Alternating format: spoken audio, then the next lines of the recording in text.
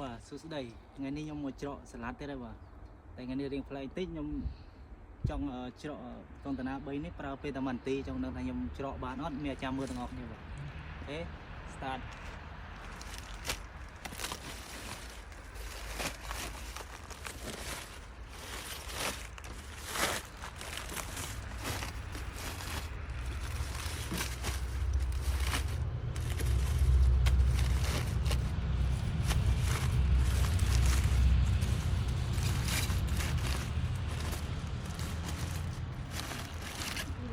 đây mấy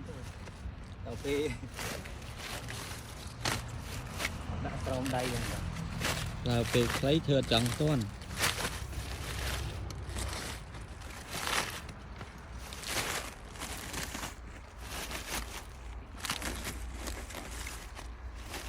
được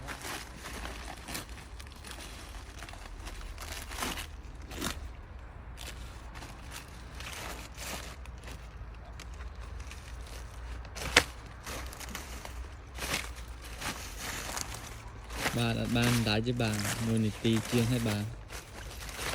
mùi này tì chiên hai mùi này tì mà phải bay với dai mỗi con đó mỗi thằng mình còn cho phía dương vậy nè dương bông cho không biết đây 7